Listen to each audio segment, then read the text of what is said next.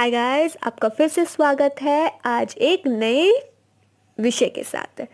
आज हम जिस विषय पर बात करेंगे वो है आचार्य मम्मट का काव्य लक्षण। अर्थात आचार्य मम्मट ने अपने काव्य प्रकाश में जो काव्य का लक्षण दिया है, आज हम उस विषय पर बात करेंगे।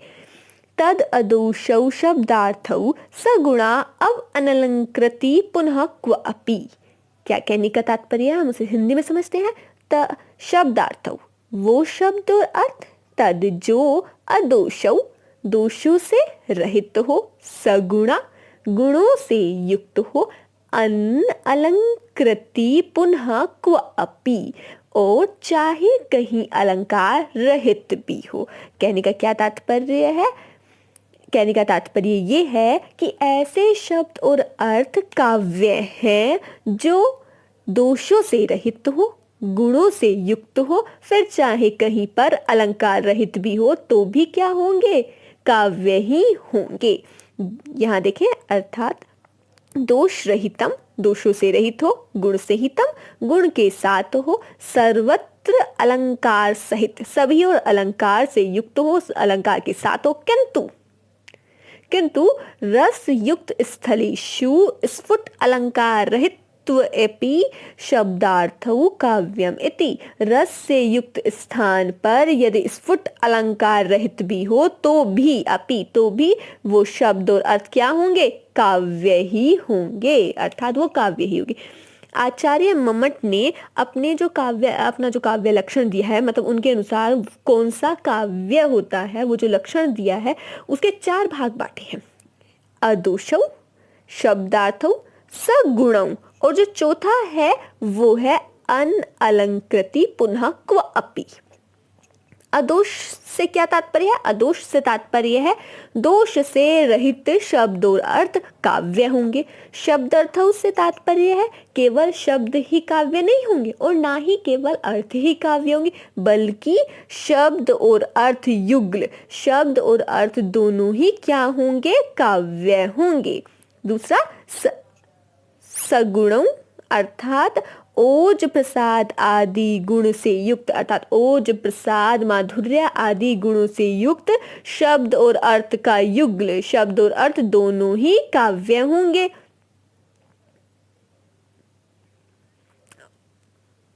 और जो हम चतुर्थ की बात करें, चतुर्थ में क्या कहा है? अनलंकृति पुनः क्व अपि, चाहे कहीं पर अलंकार ना भी हो, सर्वत्र अलंकार के साथ हो, किंतु यदा कदा अलंकार रहित अपि, अलंकार से कभी कभी अलंकार से रहित होने पर भी काव्य भवति, काव्य ही होता है। यदि रस परिपाक समुचित अस्ति, यदि रस अच्छा हो, रस से युक्त हो काव्य, तो क्या है? फिर चाहे वहां पे अलंकार हो या ना हो तो भी क्या है? वो शब्द और अर्थ क्या होंगे? हमारे काव्य ही कहलाएंगे। ऐसा नहीं होगा कि यदि उसमें अलंकार नहीं है तो वो काव्य ना कहलाए।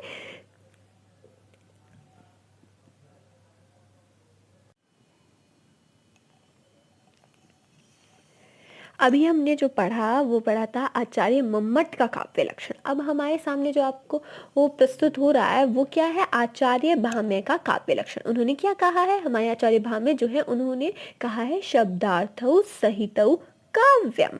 कहने का तात्पर्य ये है कि जहाँ शब्द और अर्थ में विशेष प्रकार का सहभाव होता है, ऐसे शब्द और अर्थ क्या होंगे? काव्य होंगे। ऐसी शब्द और अर्थ काव्य होंगे जहां पर शब्द और अर्थ के बीच में क्या होगा? विशेष प्रकार का सहभाव होगा। यह भी कहा जा सकता है कि अलंकार योजना के द्वारा उनका सौंदर्य बढ़ गया हो, और ऐसे ही विशिष्ट शब्द और अर्थ काव्य कहलाते हैं। ये आचार्य भाम्य के अनुसार है। अब यदि हम देखें आचार्य वामन के अनुसार, आचार्य वामन रहे हैं हमारे, उन्होंने कहा है काव्यम गृहम अलंकारात।